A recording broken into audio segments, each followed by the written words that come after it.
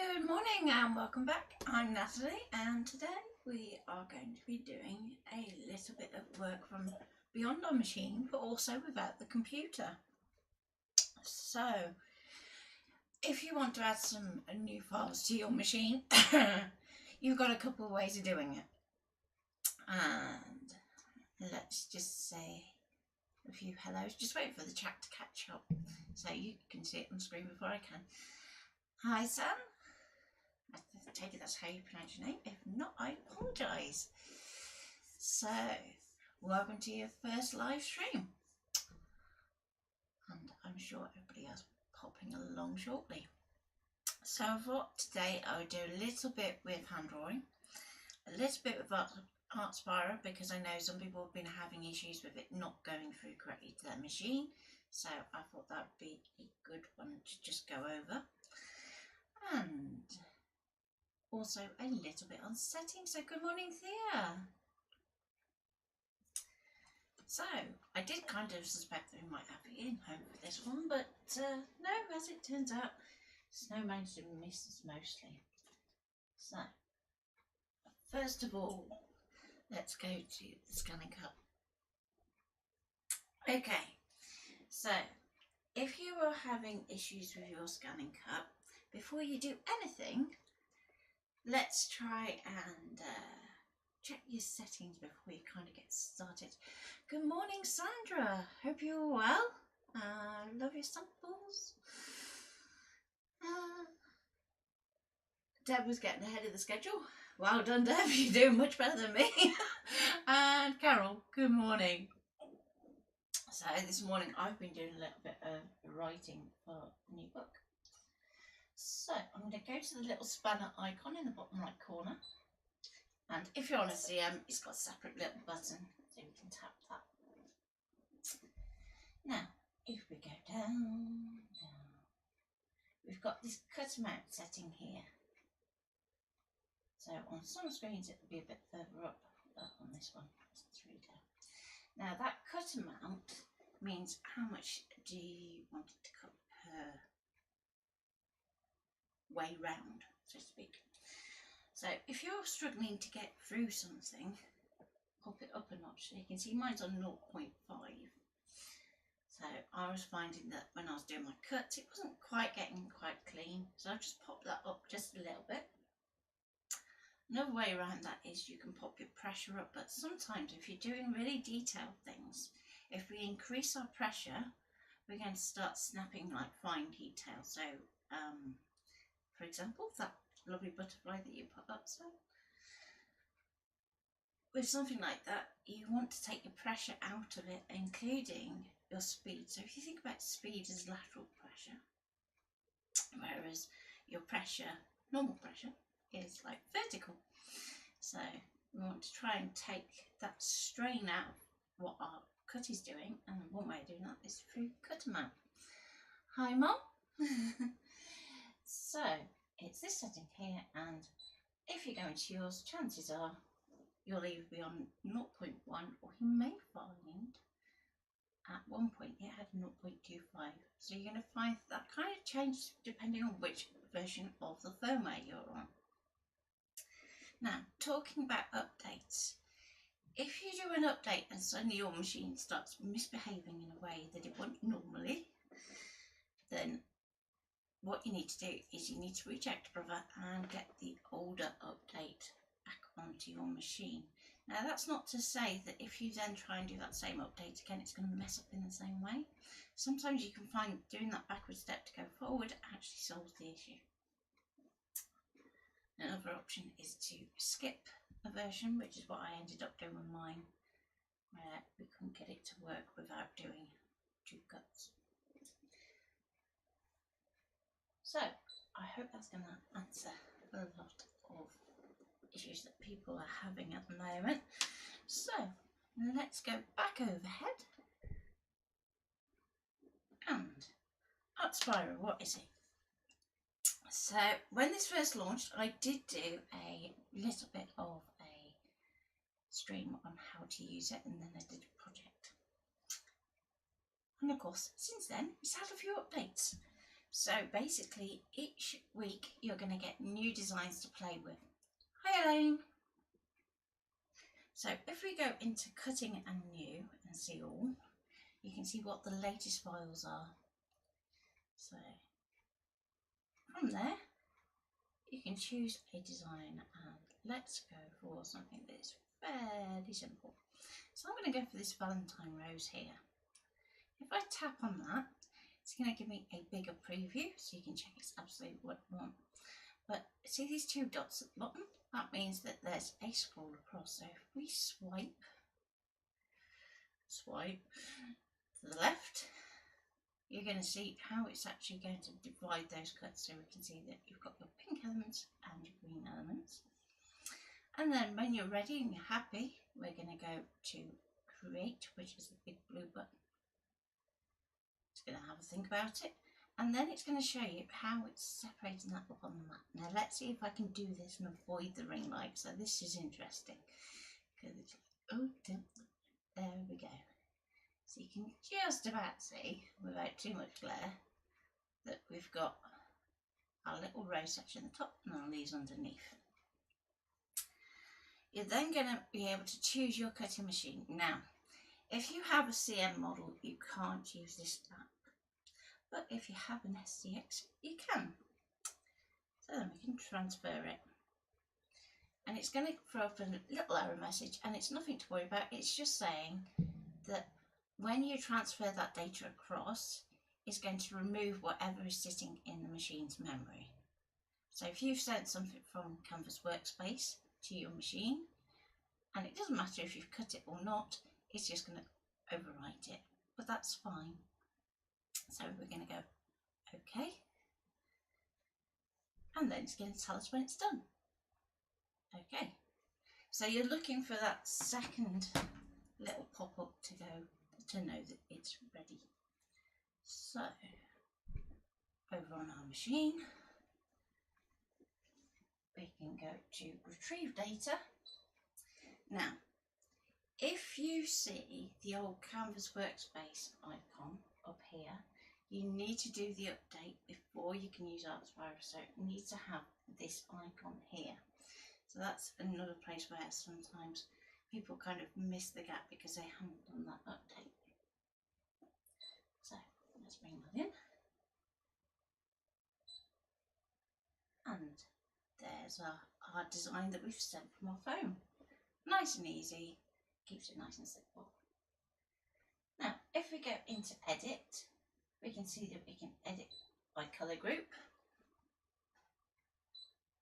But also, if you go in, you're going to spot that the group button is greyed out. So that means that we can't separate out elements. Now, usually what I would do at this point is do the little offset trick, but it doesn't always work with ArtSpira designs. So that's something you need to be aware of. So I'm going to go OK. So now I'm going to go into my kind of final section, and it's whether you want to cut or draw. So I'm just going to set this to draw, and you're going to see that it's going to go no, nothing there. Whereas if we go to cutting, it's going to have that. So whereas your Canvas Workspace desktop can be a cut or a draw, and Canvas Workspace Online can be a cut or a draw or both, you're going to find that ArtSpira isn't going to be quite so versatile in that sense of cutting. But there are ways and means around it. So I thought I would show you a little bit of how we can actually start to develop our own cut files, working from, whether that's from ArtSpira and you've cut your elements, or by hand. So we're going to be working it in black and white, and what you can do is you can use black card and use your paper cutting skills, or use your machine to cut out those elements and then scan them back in, or we can draw it entirely by hand. So on to another question that somebody had, and that was, could they create some kind of mixed media little cutouts and things? And the answer is yes. So if you want to do paper cutting from black card, that's fine. You can go and grab some black card and join in. If you want to do the pen method, then what you're going to need is some kind of black pen fine liner just for the outlining, and grab something a bit broader to go for the fill. So while you can do the entire thing as an outline, just when you're kind of practicing, what you can sometimes find is if you make a mistake, you get double line, and then you're like, oh, I don't want to turn that to the machine. Now chances are it won't make that much of a difference, but okay. So I'm thinking let's keep it nice and simple to start with and do some kind of corally foliage inspired shapes. The sort of thing that we would do for mixed media. So I'm going to start off with a centre stem. Okay. And I'm using a wider kind of leaded pencil. So I like to use that for when I'm kind of sketching. It just feels a bit more natural. So from the end of that stem, I'm just going to draw a circle. And it doesn't have to be perfect. In fact, the less perfect it is, the better. Okay. Then we can go back to the stem here. Let's do another short stem there. And we're going to kind of alternate it.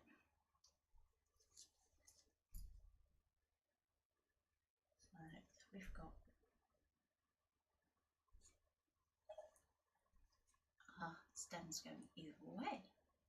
Now at the end of each of these, we're going to do something that is, again, kind of circular, maybe slightly smaller.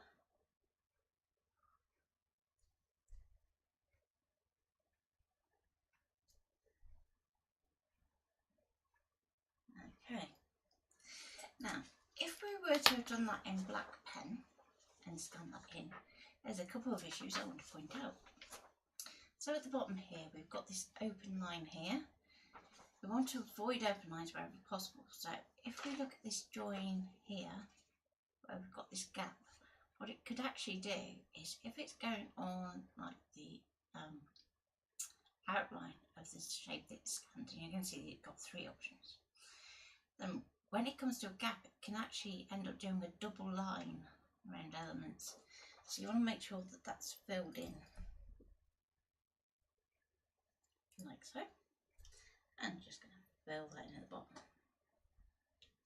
So I've got something that looks like that. Now I'm doing this quite dark so that you can see it on the stream.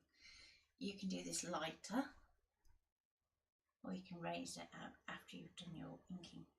So let's do something else. And this time I'm going to go, let's do a wiggle. Okay. And I'm going to do another wiggle here. And this time I'm going to do an inside shape. So this is going to be a shape that is more or less an island. And it's going to go right up that leaf there. Okay. And then if you want to kind of bring this to a little in section like that, then we can be able to use that as a stencil or mask. But obviously if we're doing it as a stencil, we might want to join that up. So although you could do that manually in the machine, let's do another version. And this time we're going to stop where that gap is down here, and we're going to take that up and back down. So then we've got something that we can actually start to use as a stencil. Okay, so we've kind of done our little cluster of leaf shapes, so let's do another one of those. And again, can I go and pop the same details very quickly. You notice I'm not going to do this perfectly.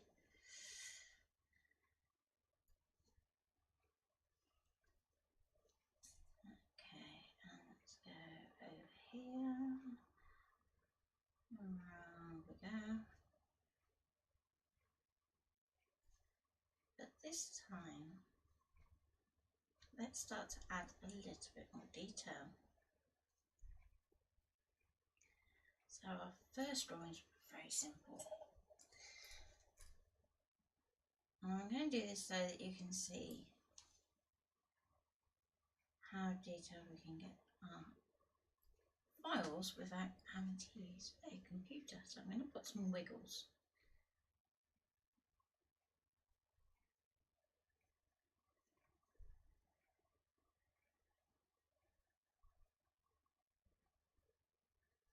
Okay, let's do some little veins coming out.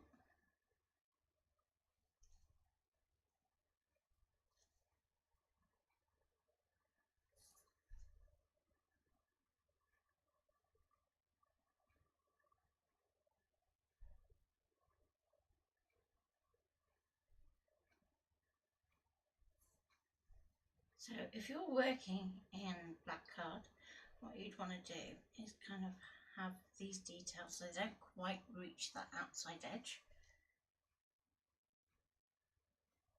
But if we're going to do it lines, we'll kind of go to that outside edge. And put one down here, I'm going to bring that back in so we can see how we can kind of create that effect with our cut now. And again, make sure that you cross that bottom. So if I hold this a bit closer, you can see that we've got our sketches. Now, if we were to scan this in, and I'm not suggesting that you do, if we were to scan it in, it's obviously going to look a bit weird because we've got random joins in the middle here and things like that. So let's start off with a nice black pen.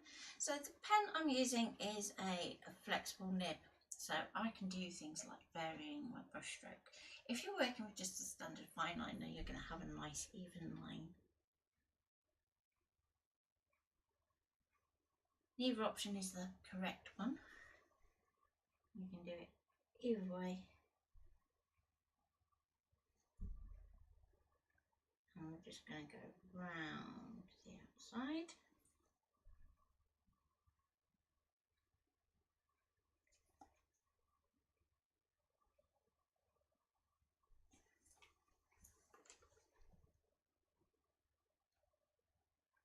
So with this one, we're going to be filling it in, so you don't have to worry too much about our lines. Just that they meet.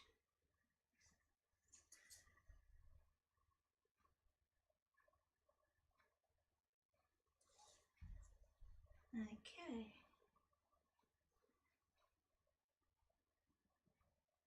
So when we're working with something like this, where we're working onto copy of paper, you are going to want to use a ScanNCut in most cases.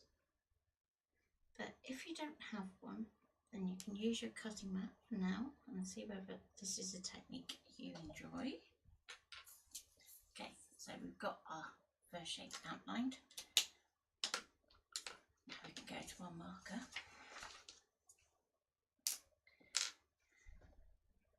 And we can just colour that in. Now I am working on copy of paper with an alcohol marker, so this is going to bleed a little. So just be aware of that when you're kind of colouring, that you don't want to go too far and have it bleed outside your outline. And I'm working onto a glass mat so that I can remove any excess ink after. So I'm going to take that down there. Just try and get rid of any white splodges as well.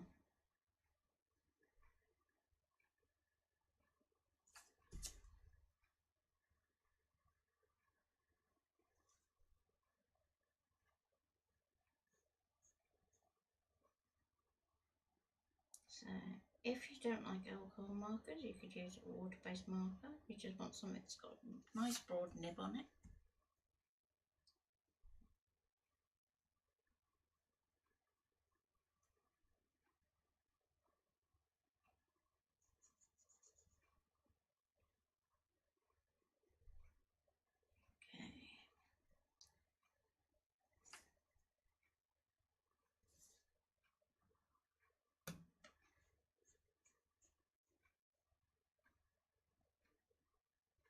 Now if you've got designs on your paper that you don't want to use, that's fine. We can actually limit that in the machine, so don't worry too much about erasing the designs that you don't want to use. If you're paper cutting, I'm sure you've already got to that bit. Okay, so now for the detailed one.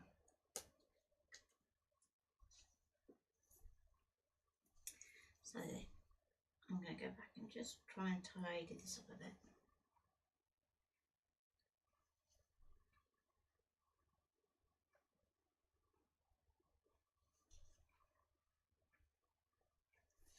Okay, do our wiggle.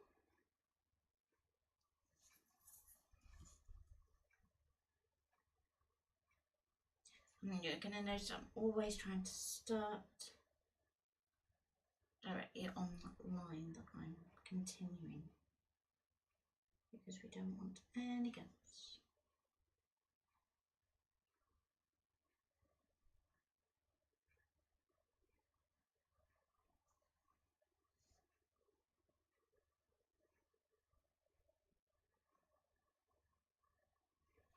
If there's bits that you can draw as one motion, do so.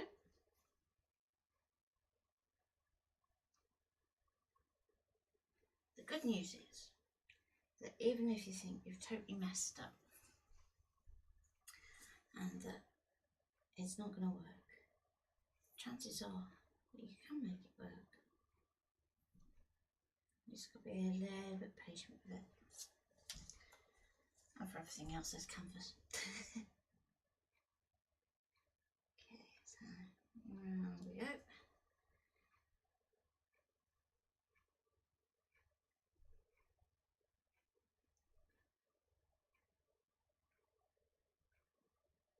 If you're working on thinner copy of paper, sometimes you kind of have to go with the paper as to which direction you're taking your drawing, so that you don't have it kind of crinkle up on you.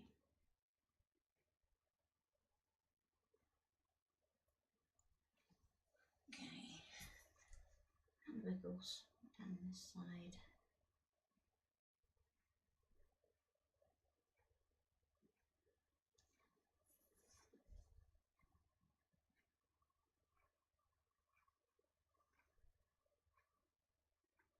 So hopefully you've got something that looks more like a solid silhouette and something that has a bit more detail.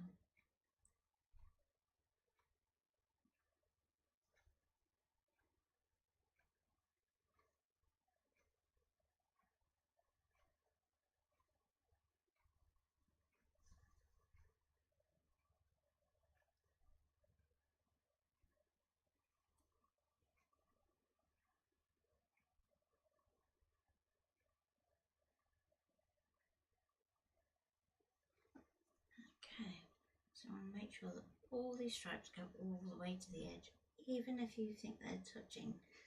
If they even so much as start to look like they're denting in, just go back over that line, because that is where one of the most kind of common mistakes with this process is. There'll be a tiny microscopic gap and it will still manage to find it. Okay, so we've got the solid shape and our detailed shape, and we'll worry about the leaves a bit later, just keeping an eye on time. So now, if you only have a cutting mat and you don't have a ScanNCut, use an older cutting mat, because we're only working with copy of paper, so it's fairly thin. Okay, if you have your ScanNCut, we're going to use that next. So let's slide that out. Here we go.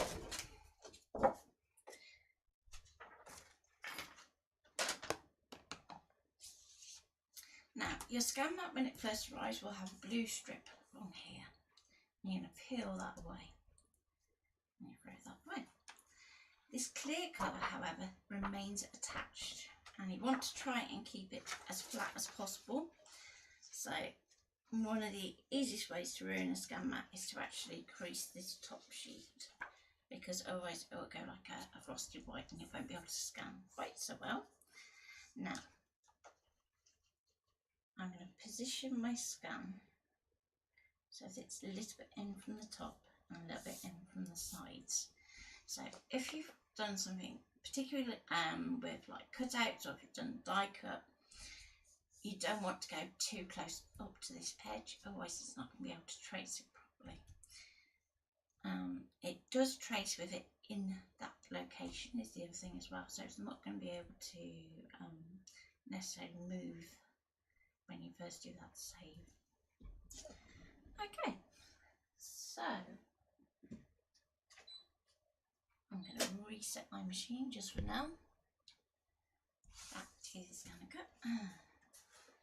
And I've got no tool loaded in my machine, and that's really quite important, because what you don't want to do is risk snagging your scan mat, and that's particularly true with the CM models, because obviously you've got that manual blade that is always exposed. So I'm going to load our mat in.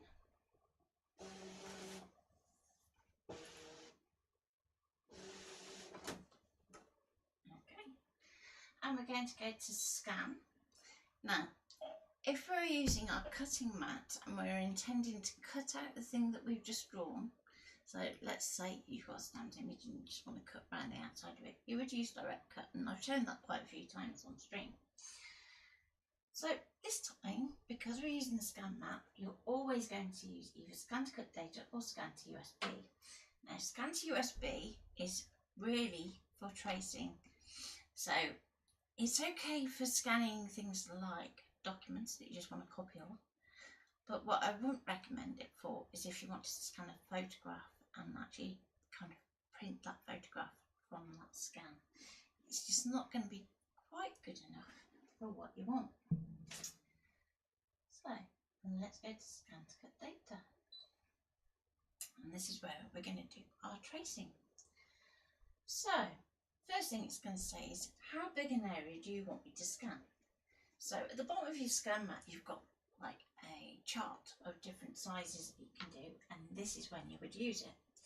Now, I know that I've done my design, and it's going to pretty much go to that full 12 by 12, which is the A setting, which is already on. But if we go into this banner, we can change that scan setting if you want to, so that you can have 12 by 6. If you're using the larger 12 by 24 mat, you can do 12 by 18 or 12 by 24. Now, what I would say is, if you are doing a scan at 12 by 6 on a 12 by 12 mat, you can sometimes find it doesn't quite get to the 6-inch mark, so that's just something to bear in mind. So if your design is really close to that 6-inch mark, you're better off doing a full 12 by 12 scan. Recognition mode, so we know that we've done this black and white, so it's going to be black and white. But let's say you had coloured an image and you'd use like a no line ink, then you would go to colour, where it's a bit more subtle, or if you're not getting the results that you want from a black and white. So I'm going to go OK, and let's go start. Now it's going to prompt you on STX line only if your scanner isn't in the right position. So at the moment it's up in position 2 because I've been doing some drawing. So we need to lower that scan glass, and that's so that they can have a better focus, and then we can tell it to go.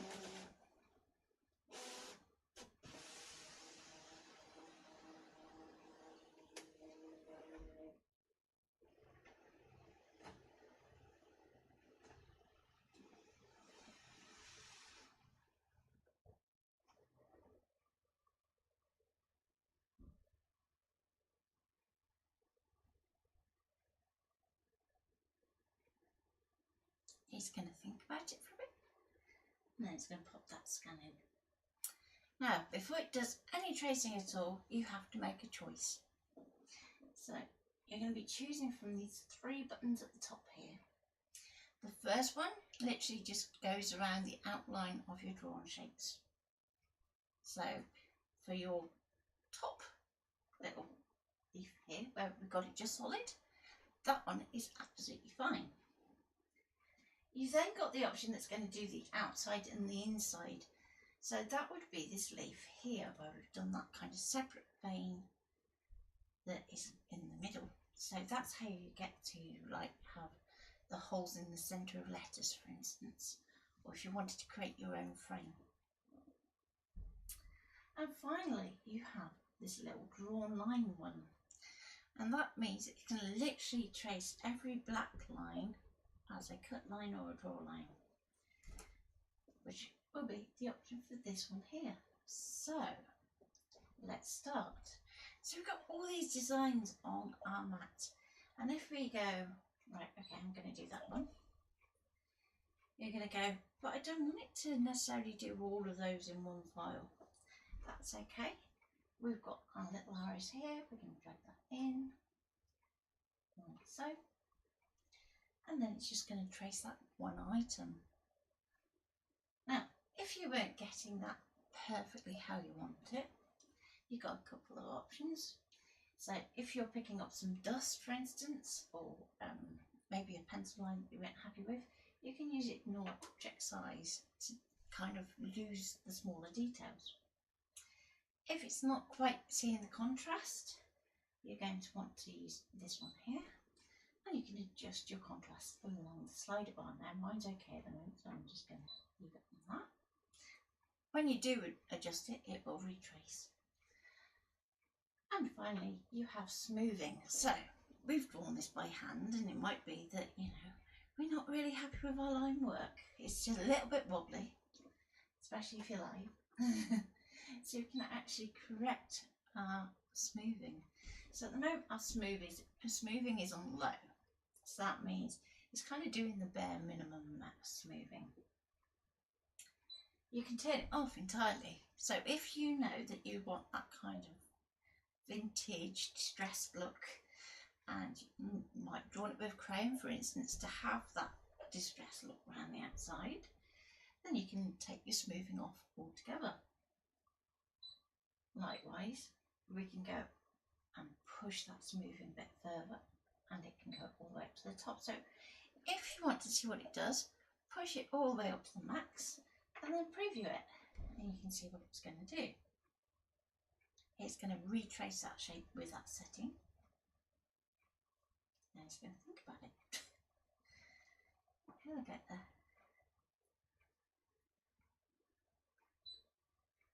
And there we go.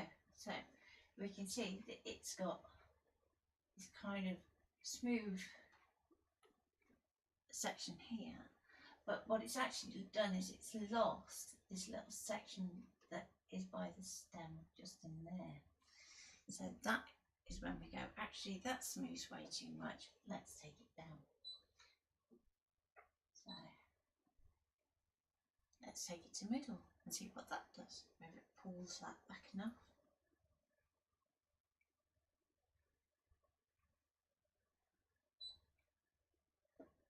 Okay, and we can see that that's pulled that back, and it's going to smooth that round. Now you can see at the moment it also traces little bits in there, but don't worry about that at this stage. So I'm going to go OK. So we've got that section there. Now, remember I said about ignore object size?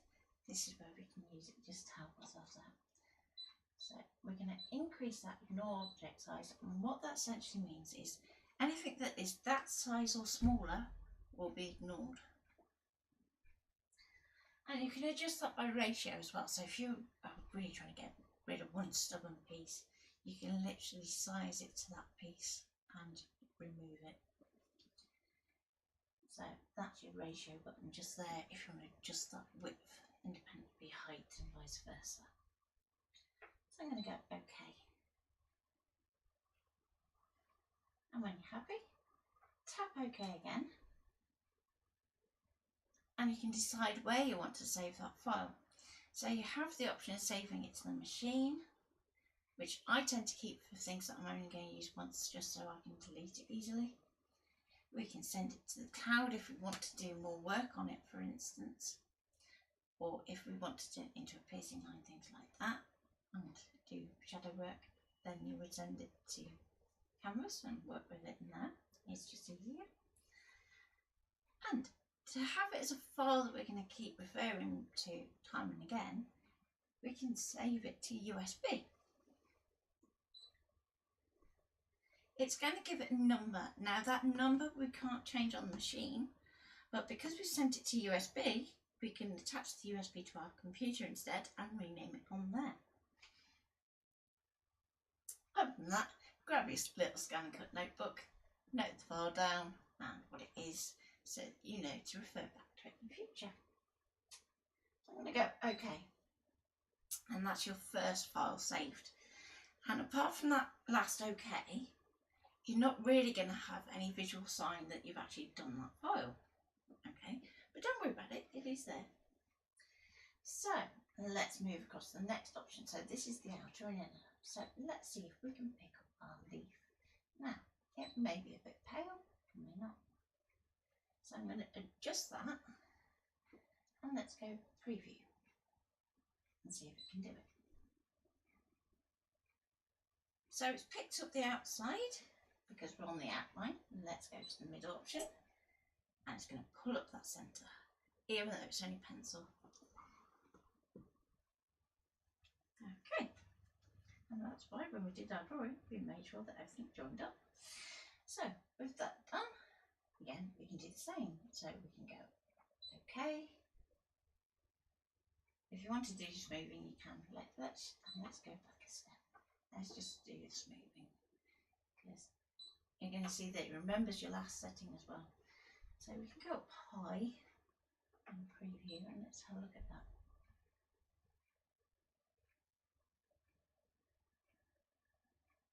So with something like this way, you kind of want it a bit more flowy. You can push that smoothing right up.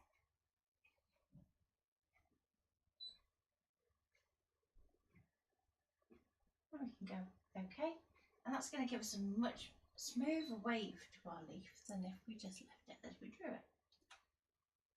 And we can go OK, I want to save that, and we can save that to USB. Again, it's going to give us a number, so it's going to give you the next number along.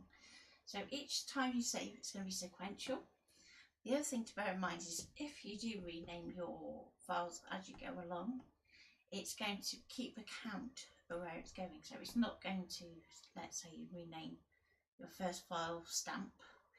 When it comes back to save that next one, it's still going to go back to U0002 and so on and so forth. It won't ever go back a number. So we can go OK. There's our next one. Nice, simple. We can reframe again, and this time we can pull out our little detailed one. So at the moment it's going to see that kind of outside line, but we've got our smoothing on ultra high. So before I do anything else, I'm just going to take that smoothing back down. So with the smoothing in low, you're always going to kind of have a most accurate line, but still have that little bit of finishing to it. So we're going to go OK. And at the moment it's trying to do an outside and an inside. So it's looking at that design going, OK, there's going to be an outside line and an inside line and so on and so forth. So now we need to put it across to that final option. And it's going to hopefully pick up some of that detail. Now, if we look in here, we can see that it's missing a few of our lines. So if we go to ignore object size, you're going to see that it's still on that huge setting. So let's take it down, all the way down to 1. So that does mean that if you've got any kind of flex on your Mac, it's going to pick it up, and you probably are going to want to kind of edit that file, and then you can always resave it after. But if you know your ScanNCut's clean, move on away. So there's our little trace line. Now sometimes you can find that it can start to pick up other bits. It's around here, so just be aware of that. As I said, you can always go back into it, take those out and resave it. And the benefit of this last one is not so much with the cutting blade, but when we come to do things like drawing, foiling, embossing, and even paper piercing, you can use those lines to do those functions instead. So it's not really meant for cutting, it's there for drawing. So we're going to go OK. And again, it's going to say, where do you want to save me? So we can send it to USB. OK. Now, once you've got all of these points done and you've saved everything you want to save, it's still going to be kind of stuck in a loop of wanting to save. So if I was to go OK again, it's then going to say save again. Okay. So what you need to do to get out that loop is to just reset. It's going to say you're going to delete all your patterns. That's fine, we've saved everything anyway. You can go OK, and you can remove the mat. There we go. So that's a real in-depth look at ScanNCut file. So it's kind of a bit of a catch-up post, this one, with all the things that I tend to just kind of just do on stream. So let's say we get our cutting mat, and let's see what we got. Let's go for a nice green colour.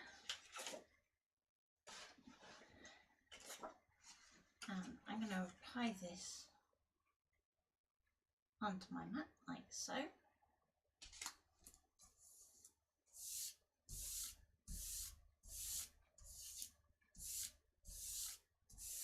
And just press that down.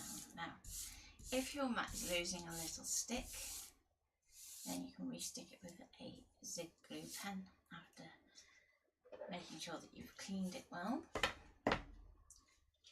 Because most of the time you can get the sticky back with just a baby wipe, but eventually it will wear off. So let's load in.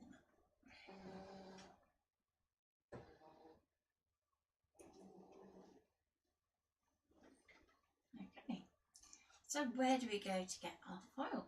We're going to go to retrieve data. And we're going to go to USB. Now you have what looks like two USB icons on your SDX. And you have your USB memory stick, which looks like a USB memory stick. And this one here is if you have the printer cable USB attached to your computer.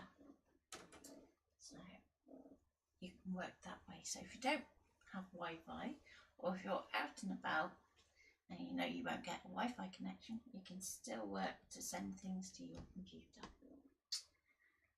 Okay, so we know we saved it on our USB.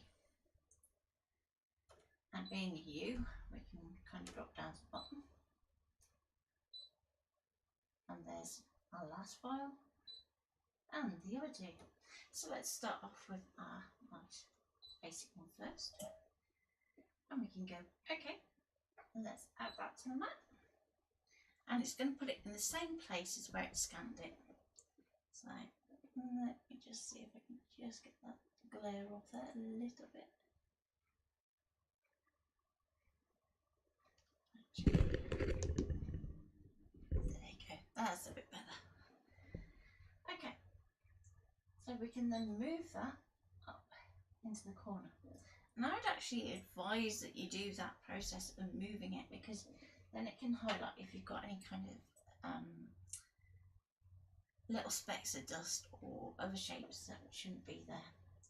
So the other way to do that is if we're going to edit with nothing else on the mat apart from that one shape that you just put in, check to see if these two buttons here are activated. At the moment they're greyed out, so we know that that is the only shape on the mat. Okay, so I'm going to go okay, and if you wanted to resize it, rotate it, all the rest of it, you still can. So it acts more like a path that you've brought in from the canvas. So we can go to add, retrieve, back to USB, down to the bottom, back up. And let's go for this one. Okay. Now if we go into edit, you're going to see that your two arrows are activated in blue. Now, straight away you can see that only this one little bit here is highlighted. So now what we need to do is we need to kind of group that so that we can move it around and edit it easier. Okay, Thea. So if we were to tap this button here, that would select everything on the map and group it. But obviously we've got this shape up here that we want to leave kind of independent. So if we use our little window selection instead, we can bring that into our design, like so, and go OK. And that's going to select all the shapes in that space. And at the moment it looks a bit scary because obviously all these were done as individual lines. So with that there, we're going to go into Object Edit and we can group. So that's going to lock everything together. Now you can see, although it's grouped, we can still do offset. So if you want to create a cut line to go around the outside, this is the point where you would do it. So let's move this over here a bit just for now.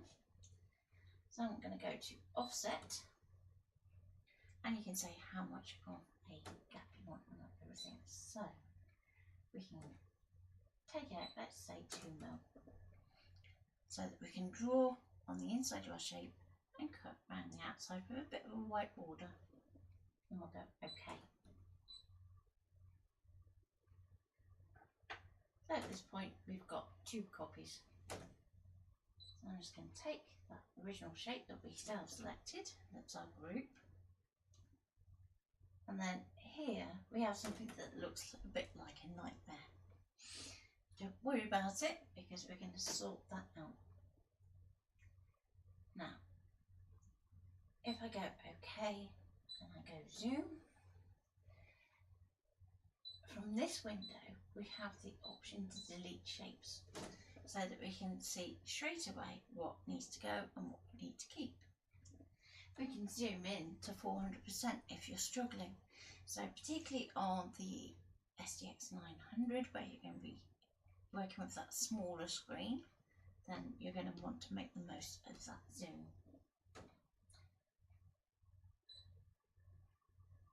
So at the moment it's all grouped.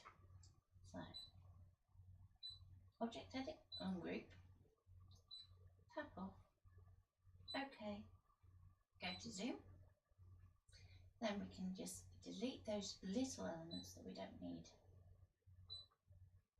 Now you could work through going section by section, but you can also, if we go into our multi-select, back to our window, we can actually pull out, just knock the camera, sorry,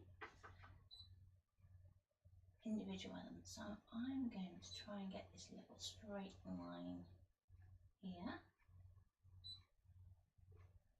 Okay, and it's going to try and pick up those little elements there,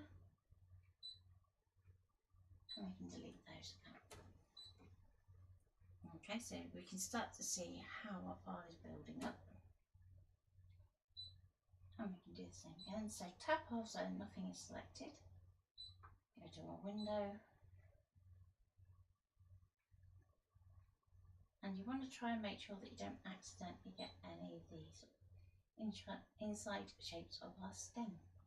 So let's do that. And if we're going to zoom here, you'll see that that delete button is missing. So you need to do it from the screen.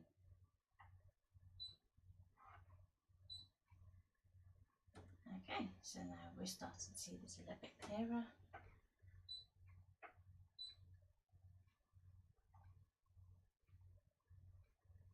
Okay, now that red bounding box goes to the extent of the shape. So if you look at what shapes are touching it, you can 9 times out of 10 work out where that shape is going. So this one here, where we've got that little shape on its own, we want to leave that because that's going to be kind of where our gap is in our stem. Now I'm going to take this one out too. Okay, there's a little bit in there. Now sometimes you can't get to things and you'll be there going, why can't I get there? So if we go OK, those two little arrow buttons that I sent out and let you cycle between your shapes so that we can take those out.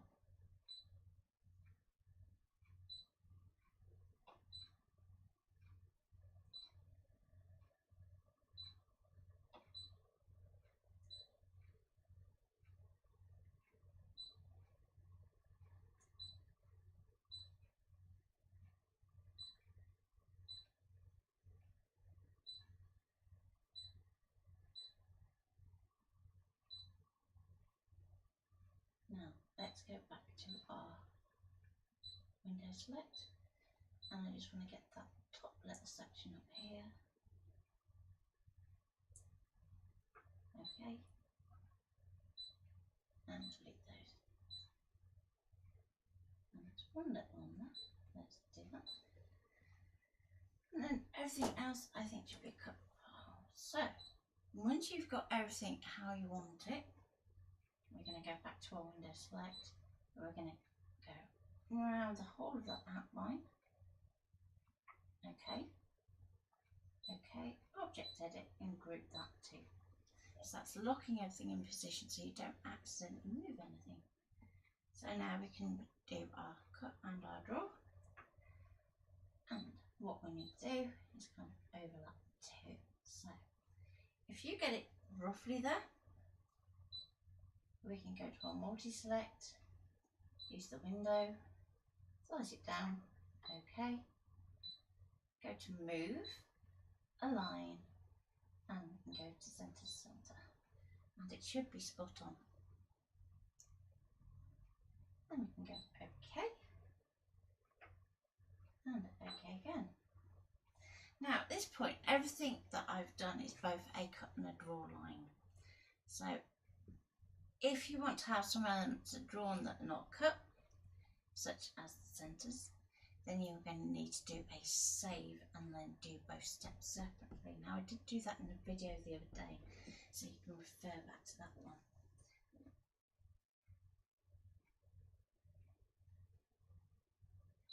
Now temporarily I'm going to group those two elements so that they stay together so that I can move them around the mat. But if we were to go to save,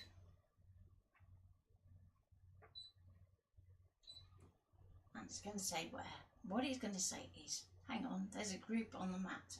If you save this, you can't ungroup it. Now, it's not fully true. What it should say is you can't ungroup it on the machine. But if you send it to canvas, then you can ungroup it on there. So let's go back before we do that. We're going to go to edit, object edit, and because we moved it where we want, we can ungroup just that group, but leave all the other groupings done. It's just where we've grouped our cut and our draw, because we want to be able to separate those out later. So I'm going to go okay, okay. And now we can go save.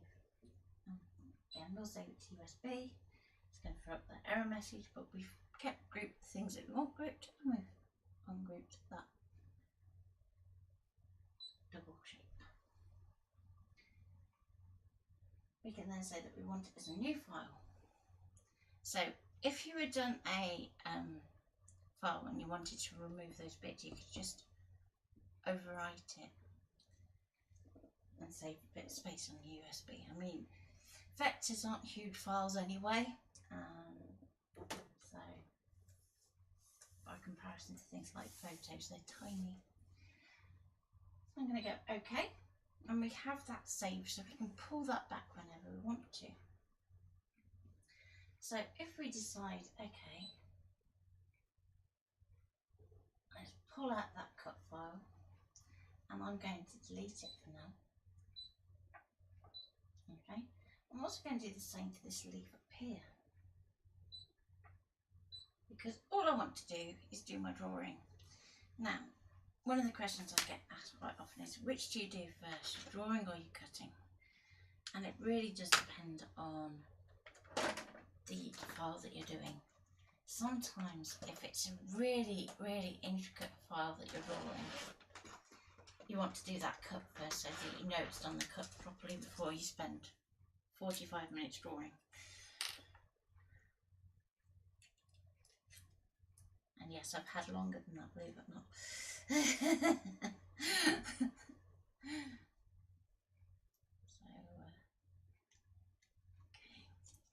So to set up your pen holder, you just want to make sure that the pen is resting into the bottom of the guide, whether that's the 3D thumbprint one like I'm using, or if you are using the other one with the little slot-in guide, then you want to make sure that nib is in the bottom. Now in 3D thumbprint you can kind of do this with just listening, because if you waggle the guide you can kind of hear that the pen is grating on there so that you know it's in the right place. Okay, so I'm going to pop that into my machine. We're going to go OK, OK, go to draw, and then we've got our draw lines. So then we can get that to do all the drawing. So I have my pressure on -2, speed on 2 because of the type of pen it is. So typically when you see me do cutting, you're not going to see a lot of variation in my blade setting, but you will see a variation in my settings for drawing. As opposed to, it's influenced by the pen that you are using. So for instance, if I was using a felt tip pen, which it may very well be for this stage, then I would take that pressure right down and the speed right up. So your speed would end up being sort of 5 for drawing with the felt tip pen, but your pressure would be sort of down in the minuses. And by that I mean right down. If you were working with an alcohol pen, then again your speed would go as fast as it can with as low a pressure as you can get, so you want to take it right down to that -9. But the other thing to bear in mind is if you're doing fills, just increase your fill line width a little, and same if you're using additional line, because alcohol pens will bleed. Gel pens, however, which is what I'm using at the moment, metal nib, it needs a little bit of pressure, so we can take it to -2 to release the ink. But it doesn't need to go too slow, so we can put it on speed 2 because it's got a fairly new pen in there. Now, if you're having problems with your pen clogging, then just take that speed down to 1 and give it a little bit longer to get there. Sometimes you might need a couple of times round. So with that done, we can say draw, and it's going to throw up that error message. So remember how we lowered the scan glass to scan? We now need to raise it up out of the way by flicking that switch back. And that's going to prevent any ink kind of transferring to your glass. That's the plan anyway. So we'll go OK and go start. So if you're doing scans and you're getting vertical lines down, that means that there's something on your scan glass now. It could be that it's ink, particularly in the CM models. It could be that it's a little bit of vinyl that's just got itself stuck. Sometimes if you do a lot of fabric as well, you can find it kind of gets stuck in there too.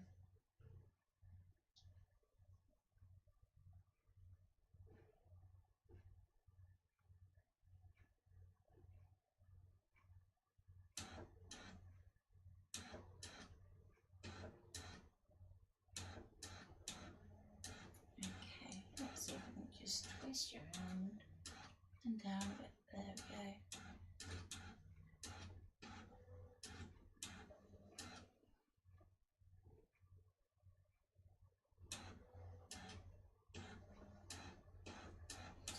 So I was saying the other day about doing a little bit of a class on using digistamps, and this is a way that we can use them too, in terms of having them drawing like this.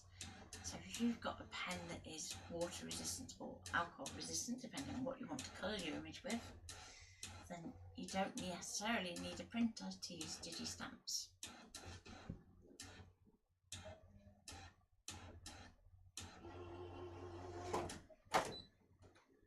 Okay,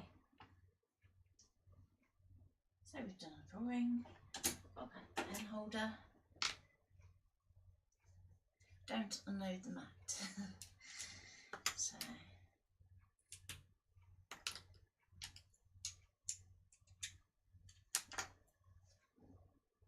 I'm going to go back to the screen. There we go. Oh, come on. Needs a bit of tighten. There we go. Now we can reset. So we're going to go OK. We're going to reset the machine, which can feel a bit scary because now you're going, I've just done all that drawing. Back to retrieve data, USB, down to the bottom, and then we can go to our file that we saved. Okay, and we're going to go OK. So we've pulled that data back in. So now, if we go to edit, we want to make sure that we delete the right one.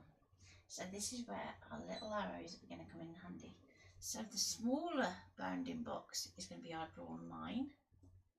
So we can delete that, okay, so that we now have our silhouette. We can go okay, okay, and go to cut. Now for something like this, we can go okay. It's got some fine elements, we'll use the vinyl blade, but if you don't have the vinyl blade, then your other options are you can use the manual blade from the CM, or you can use your standard auto blade and just make sure that you kind of really lift off on the pressure. So the vinyl blade is going to ping automatically to the last distance used. Up it goes. There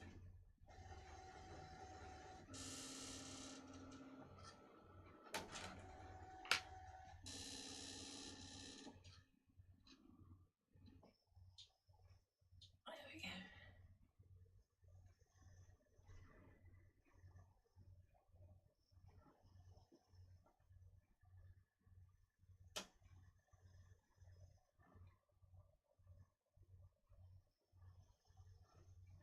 Now, it's updated the time that it's going to be cutting, and that's because that cutter mount's still set to that 0.1.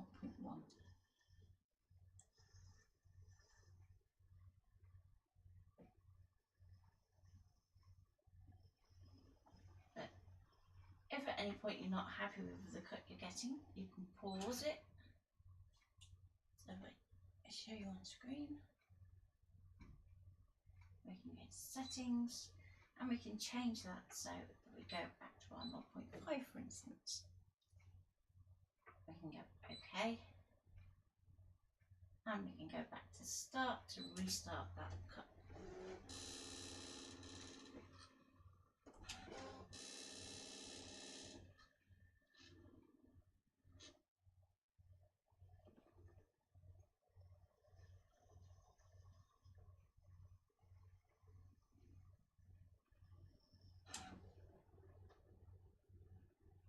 So, any questions at all while I'm here?